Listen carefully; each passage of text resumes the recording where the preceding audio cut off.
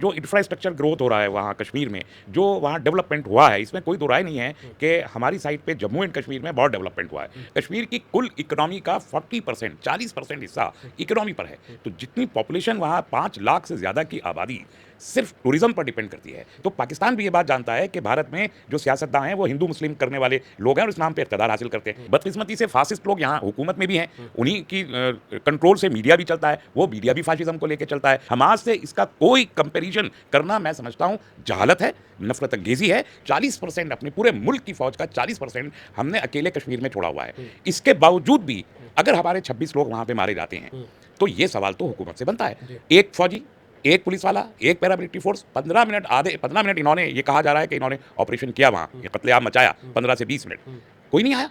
मिला टाइम्स में खुशामदीद। पहलगाम जो कश्मीर का एक हिस्सा है, खूबसूरत वादियाँ हैं जहाँ लोग घूमने के लिए जाते हैं, और हिंदुस्तान के ऐसे ही बहुत सारे लोग वहाँ घूमने गए हुए थे। वहाँ टेररिस्ट अटैक होता है और उस अटैक के बाद पूरे हिंदुस्तान में हाहाकार मच जाता है। देखने वालों ने, चश्मदीद जो वहाँ पर मौजूद थे, उन्होंने कहा कि टेररिस्ट ने उनसे नाम पूछा, उनका धर्म पूछा और उसके बाद गोली मार दी। और बहुत सारी ऐसी भयावह तस्वीरें उस पूरे घटनाक्रम से सोशल मीडिया और मीडिया के माध्यम से हम तमाम लोगों तक पहुंची, जिन्होंने हमारी आत्मा को अंदर से कहीं ना कहीं झंझोड़ कर रख दिया। मेरे साथ तस्लीम रहमानी साहब मौजूद हैं। मैं जानने की कोशिश करूंगा, सर, ये जो कुछ पूरा हमला हुआ, इससे पहले एक हमला होता है पुलवामा में, जिसमें 42 हमारे जो शहीद हैं वो वीर गति को प्राप्त हो जाते हैं, शहीद हो जाते हैं। अब दूसरा हमला ये हो जाता है। आखिर क्या ऐसी वजह है जो कश्मीर में इस तरह के हमले लगातार होते चले जाते हैं? देखिए, कश्मीर एक बहुत ही सेंसिटिव रियासत है, सरहदी होने के नाते भी, और इसलिए भी कि आज़ादी के बाद से लेके अब तक वहाँ कोई ना कोई मसला चल ही रहा है, कभी ख़त्म नहीं हुआ।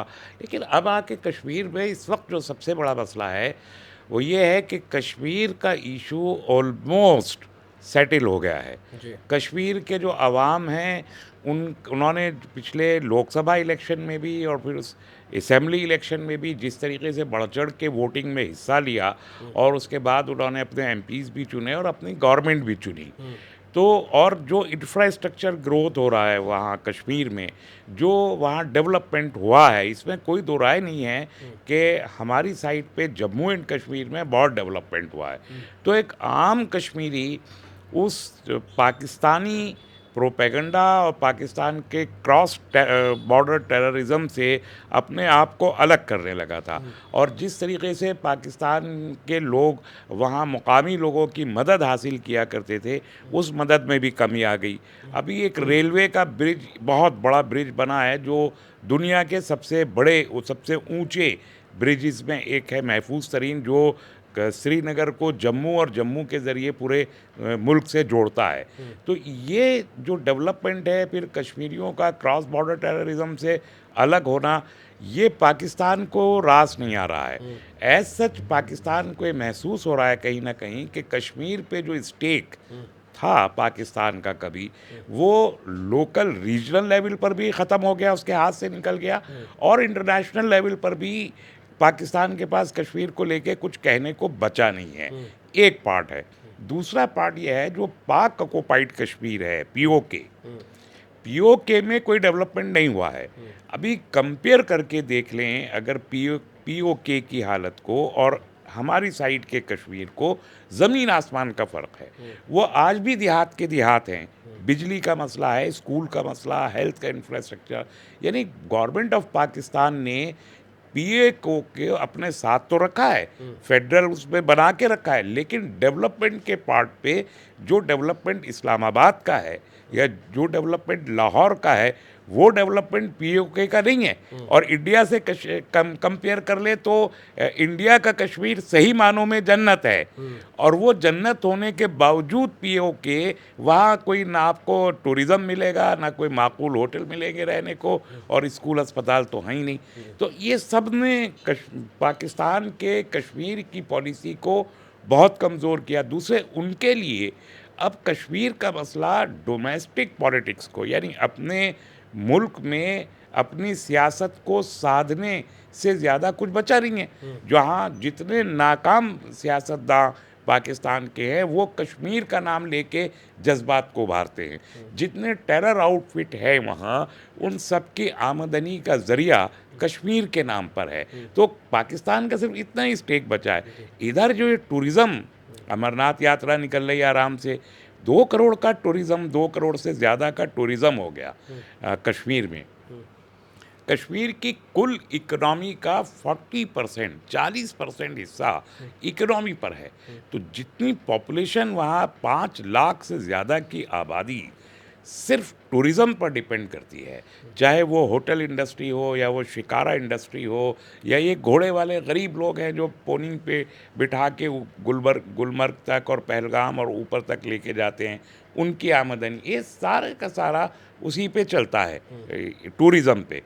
अब 2 करोड़ आ गए तो कश्मीरियों के मज़े आने लगे हैं, तो कश्मीरियों को रोज़गार मिल रहा है।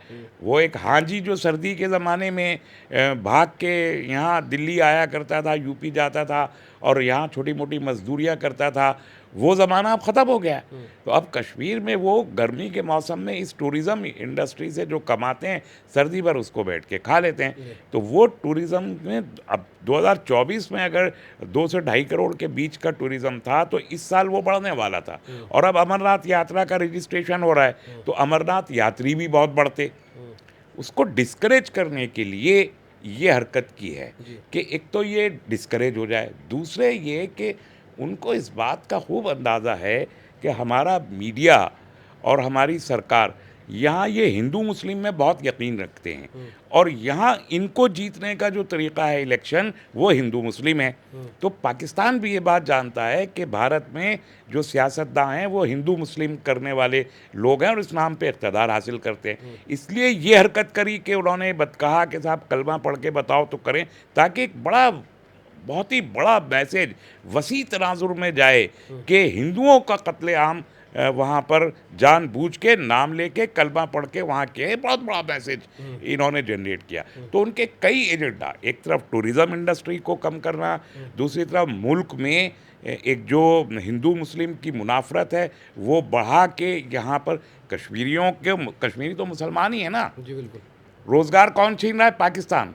किससे छीन रहा है? मुसलमान से। बिल्कुल। लड़वा किसको रहा है? यहाँ पर अगर कोई अनारकी फैलती है, कोई खाना जंगी की खुदा न खास्ता सूरत हाल आती है, कौन पिटेगा यहाँ? मुसलमान। पैमाना बहुत ही ज़्यादा बढ़ तो रहा है। ये जो पाकिस्तान की पॉलिसी है और दूसरे कश्मीर में भी जो क्रैकडाउन्स होंगे, सिक्योरिटी फोर्सेस टेररिस्ट को अभी तक पकड़ नहीं पाई हैं, 36 घंटे के करीब हो रहे हैं, पकड़ नहीं पाई हैं, क्रैकडाउन हो रहा है। 1500 लोग कल ही हिरासत में ले लिए गए थे, मुझे मालूम नहीं उनको छोड़ा अभी या नहीं छोड़ा, इंटेरोगेशन के लिए लिए गए, तो 1500 लोग एक साथ हिरासत में लिए गए।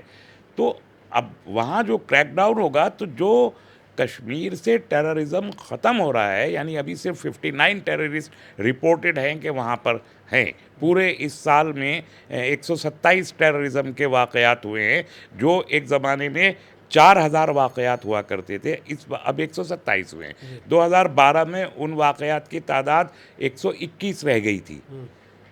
2012 में बहुत कम हुआ था, उसके बाद से अब आके कम हो गया, तो कश्मीरी काम में लग गया। तो ये चाहते हैं कि कश्मीर का जब ये क्रैकडाउन हो तो रिएक्शन बढ़े तो टेररिज्म की वो स्पिरिट जो पहले थी उसको रिवाइव करें। तो ये 3 काम हो गए इनके, रोज़गार छीन लो कश्मीरियों से, हिंदू मुसलमान को मुल्क में लड़वा दो, और टेररिज्म की जो एक लहर थी उसे रिवाइव कर दो। हालांकि इसमें से किसी चीज़ से भी पाकिस्तान को ऐसा सच कोई भी फ़ायदा नहीं है। बिल्कुल नहीं होने वाला है सर। इस हमले को पूरे को हमास से जोड़ के देखा जा रहा है, इसको कैसे देखते हैं आप?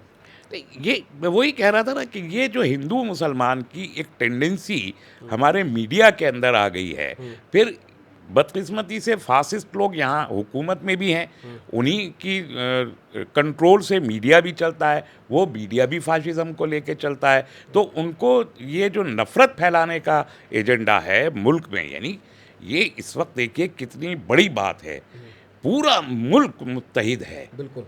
क्या हिंदू, क्या मुसलमान, क्या सिख, क्या ईसाई, क्या सब अपोजिशन की पार्टियां, सियासी जमातें, स्टेट गवर्नमेंट, सब एक तरफ है, सोशल इंस्टीट्यूशन, इदारे, सिविल सोसाइटी, सब खड़े एक साथ। बिल्कुल। गवर्नमेंट ने कल जो एक्शन लिया पाकिस्तान के ख़िलाफ़, उसकी हिमायत सब ने की, मुतफ़क्का तौर पर। बिल्कुल। तो ये एक बहुत हसीन मंज़र है इस मुल्क के इत्तेहाद का, बिल्कुल। और इसे मजबूत होना चाहिए, बिल्कुल। जितना ज़्यादा मजबूत हो, कि हम अपने मुल्क के दिफा के खातिर और मुल्क में अपने तमाम, कोई हिंदू, मुसलमान, सिख, ईसाई, चोट जिसको भी लगे, पूरा जिस्म महसूस उसको करे। उस हालत में आज एक लंबे अरसे के बाद हमने भारत को खड़े हुए देखा है। बिल्कुल। ये एक बड़ा ही खुशाइन, मतलब शर में खैर का बड़ा पहलू है ये, लेकिन ये मीडिया को पसंद नहीं आ रहा। तो इसको हमास से जोड़ के उसी नफ़रत को जो वो पूरे मुल्क में फैलाने की कोशिश कर रहे हैं, हिंदू मुसलमान के ख़िलाफ़ भी, कश्मीरियों के ख़िलाफ़ भी। आज मुल्क में 3-4 रियासतों में कश्मीरी स्टूडेंट्स के ऊपर हमले हुए हैं, क्या ज़रूरत है इसकी?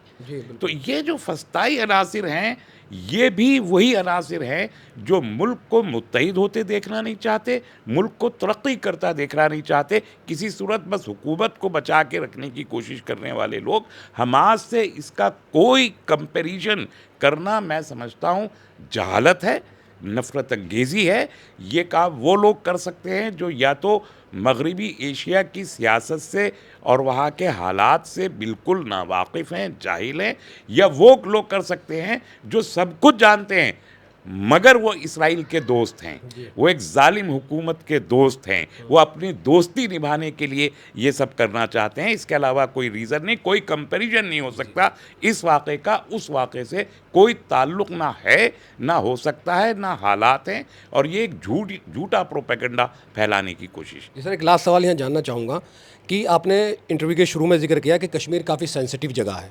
अब जब इतनी सेंसिटिव जगह है जहाँ पर 2000 लोग जो हैं वो घूमने गए हुए हैं, क्या वहाँ पर सिक्योरिटी होना या मतलब आर्मी के लोग होना क्यों आखिर वहाँ पर नहीं थी? किसके पीछे किसकी कमी रही है? क्या सिक्योरिटी के जो है वो लैप्सेस रहे हैं? क्या मामला रहा है? ये तो बहुत ही अहम सवाल है और इस पर अब बहस शुरू हो गई है। इसका जवाब हुकूमत को बहरहाल देना चाहिए, और 5 लाख से ज़ायद फ़ौजी इस वक्त कश्मीर में सिक्योरिटी पे तैनात हैं, फ़ौजी, और जो वहाँ की पुलिस है और पैरामिलिट्री फोर्सेस है वो अलग है। तो एक बड़ा सीधा और वाजिब सा सवाल है कि इतनी बड़ी, यानी हमारी फ़ौज की तादाद तकरीबन 13-14 लाख फ़ौजी हमारे मुल्क में है, उसमें से हम 40% अपने पूरे मुल्क की फ़ौज का 40% हमने अकेले कश्मीर में छोड़ा हुआ है। इसके बावजूद भी अगर हमारे 26 लोग वहाँ पे मारे जाते हैं, तो ये सवाल तो हुकूमत से बनता है। तकलीफ़ अपनी जगह, हम लोग, मैं तो ये कहता हूँ कि ये दरिंदगी है, वहशतनाकी है, गैर इंसानी है, और जिन लोगों ने भी ये किया वो मुसलमान थे या जो भी थे, मैं उनको न तो मैं मुसलमान मानता हूँ, और इससे भी पहले मैं उनको इंसान भी नहीं मानता। जिन लोगों ने किया कि निहत्ते लोगों को, और बेकसूर और निहत्ते जिनका कोई लेना देना नहीं, आप उनको आके शूट करें, और मुझे पता नहीं मज़हब का नाम उन्होंने पूछा या नहीं पूछा, अगर पूछा तो भी और नहीं पूछा तो भी, दोनों सूरतों में बिल्कुल गैर इंसानी हरकत है। मैं मुसलमान क्या, इंसान भी नहीं मानता उनको। तो इस सारी सूरत हाल में जो तकलीफ़ पूरे मुल्क को है, जो गुस्सा पूरे मुल्क को है, वो वाजिब है, हक़ बजानिब है, वो होना चाहिए। उसका इजहार भी अवामी सतह पर जो हो रहा है वो भी मुत्तहदा तौर पर होना चाहिए, हिंदू मुस्लिम की तफरीक के बग़ैर। लेकिन सब हालात के बावजूद सवाल किससे पूछा जाएगा? सवाल तो हुकूमत से ही पूछा जाएगा ना। और अगर सवाल पूछने को हुकूमत कहे कि ये देशद्रोह है, तो मैं समझता हूँ कि सरकार ईमानदार नहीं है। सवालों का जवाब देना पड़ेगा आपको, क्योंकि जो मंज़र सामने आया है, और मीडिया की रिपोर्ट्स भी हैं, इंडिपेंडेंट ज़राए से भी ये ख़बरें मिल रही हैं कि सिक्योरिटी का कोई एक शख्स भी वहाँ नहीं था। कहा जा रहा है कि वहाँ उस मौके पे 1,500-2 हज़ार लोग मौजूद थे, और ये जालिम जो वहाँ गए थे ये 6 या 7 थे, 8 हो गए।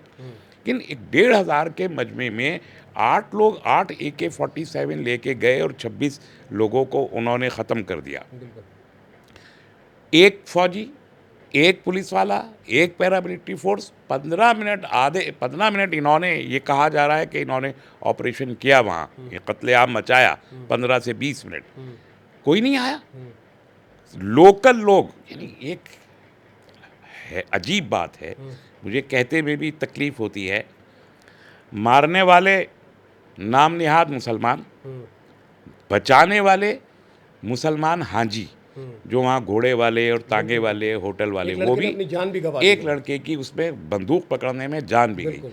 बचाने वाले भी, फौरी रिलीफ पहुंचाने वाले भी मुसलमान, जी। सब मरने वाले बदकिस्मती से हमारे हिंदू बरादरान वतन ज़्यादातर।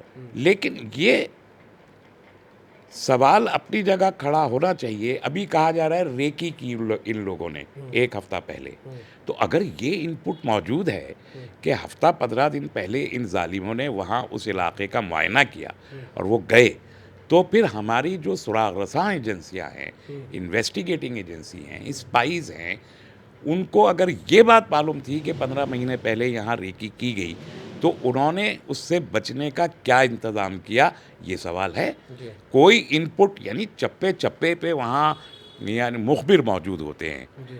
कश्मीर के आम लोगों को भी मुखबिर बना रखा है, बड़े शहरों में भी, और ये तो पिकनिक स्पॉट्स हैं, बिल्कुल। यहाँ पर नहीं होंगे, ये कैसे हो सकता है? तो आपका मुखबिरों का जाल कहाँ था? आपका डिप्लॉयमेंट क्यों नहीं था? जहाँ भीड़ भाड़ वाली जगह यहाँ भी कहीं होती है, आप किसी शहर में भी देखें, किसी मौके पे, यानी त्योहारों के मौके पे भी, दिवाली पे, ईद पे, होली पे, जो लोग शॉपिंग करने जाते हैं तो शॉपिंग के एरियाज़ में सिक्योरिटी बढ़ जाती है, पुलिस का बंदोबस्त बढ़ जाता है ना, सब ऐलानात होते हैं। आप यहाँ इतनी भीड़ की, जो मोस्ट कंजस्टेड पार्ट है, यानी ये पार्ट म्यूडोस का, पहलगाम में नीचे उतर के और यहीं से जाने, सबसे ज़्यादा भीड़ वाला इलाका यही है। तो यहाँ आपके पास पहले से इनपुट क्यों नहीं था? आपका यहाँ डिप्लॉयमेंट क्यों नहीं था? आपके पास कोई भी जो है तंत्र का किसी भी ज़रिए से इसकी भनक क्यों नहीं थी? और फिर उसके बाद इतनी देर के बाद आप वहाँ पर क्यों पहुँचे? और अब 24 से 48 घंटे अब होने को आ रहे हैं, क्यों अरेस्ट नहीं हुए? इतना बड़ा कॉम्बिंग ऑपरेशन चल रहा है। और आखिर में फिर मैं एक बार दोहराना चाहता हूँ, 40% हमारी आर्मी के कश्मीर में होने के बावजूद ये क्यों हुआ? ये एक बड़ा चुभता हुआ और बड़ा अहम सवाल है, और हम ये दुआ करते हैं कि अल्लाह करे कभी भी दोबारा इस किस्म की हरकत न सिर्फ ये कि कश्मीर में बल्कि पूरे मुल्क में कहीं नहीं होनी चाहिए। खुदा ना खास्ता हो तो जैसे मुल्क आज खड़ा हुआ है, मुल्क को पूरी ताकत और तवानाई के साथ वैसे ही खड़ा होना चाहिए। ये गोदी मीडिया और ये नफ़रती जो लोग हैं, ये जिसे अंधभक्त कहते हैं, इनकी बहुत मुख्तसर तादाद है, छोटी तादाद है। ये पहले भी कभी, इनकी परेशानी ये है कि ये 100 साल से नफ़रत का एजेंडा लेके चलने के बावजूद आज तक भी कामयाब नहीं हुए। आज इस 22 मार्च को पूरे मुल्क ने एक बार फिर ये बात साबित कर दिया कि वो लोग नाकाम हैं और वो नाकाम रहेंगे। बिल्कुल, बहुत बहुत शुक्रिया सर मिलर टाइम से बात करने के लिए। तो मैं आप तमाम लोगों को ये बता दूं कि जिसने भी हमला किया है उसको कोई भी अच्छा नहीं कह रहा है, और जैसा कि मैंने सर से बात की, इन्होंने भी किया कि आज पूरा हिंदुस्तान सरकार से चाहे मतभेद हो मनभेद हो, वो एक कहानी जो कही जाती है वो एक अलग की कहानी है, लेकिन जब इतना बड़ा मामला हुआ है तो हिंदू हो, मुस्लिम हो, सिख ईसाई हो, वो तमाम लोग सरकार के साथ खड़े हैं और वो जो भी फैसले रहे हैं उनको अप्रिशिएट किया जा रहा है, और पाकिस्तान के पॉइंट ऑफ व्यू से जो कुछ भी हो रहा है उसको लोग जो है वो सराह रहे हैं। लेकिन ये जिस तरह का हमला हुआ, जिस तरह का मामला हुआ, और इसमें लगातार मीडिया के माध्यम से लोगों तक एक बात ये पहुंचाई जा रही, हिंदू मुस्लिम, इसको लेकर बहुत ज्यादा जो है वो तकलीफ होती है, क्योंकि मारने वालों का कोई धर्म नहीं होता है, कोई मजहब नहीं होता है, उनको ये सलाहियत नहीं होती कि वो किसको मार रहे हैं। वो एक एजेंडे के तहत आते हैं और अपना काम करके चले जाते हैं। क्योंकि एक बहुत बड़ी मिसाल इसकी है कि पाकिस्तान में ऐसा ही एक स्कूल में टेरर अटैक हुआ था, उसमें स्कूल के 40 बच्चे जो है वो जान बहक हो गए थे। तो वहां भी वो आतंकवादी जो थी एक घटना थी, क्या उनको नहीं पता था कि उस स्कूल में मुस्लिम बच्चे जो है वो तालीम याफ्ता हैं, वो तालीम जो है वहां हासिल कर रहे हैं। तो ये अपना एक सिनेरियो होता है, और ये कहीं ना कहीं सर ने जैसे कि बात कही कि एक हिंदू मुस्लिम का शायद उन्होंने इसलिए इस्तेमाल किया कि देश में उनको पता है कि हमारे देश में नफरत जो है वो हिंदू मुसलमान के नाम पर काफी ज्यादा फैल रही है। आप तमाम लोगों का क्या कुछ कहना है इस वीडियो के कमेंट सेक्शन में हमें कमेंट्स करके जरूर बताएं। कैमरा पर्सन सारिम के साथ मैं मजहर खान, मिल्लत टाइम्स, दिल्ली। मिल्लत टाइम्स को जारी रखने और मजबूत बनाने के लिए हमारी आर्थिक सहायता कीजिए। ये एक आजाद मीडिया हाउस और कमजोरों की आवाज है। आप हमें देखें, सुने, पढ़ें और हर महीने ज्यादा नहीं, सिर्फ 100 रुपए से मदद करें। डिटेल्स डिस्क्रिप्शन में मौजूद हैं।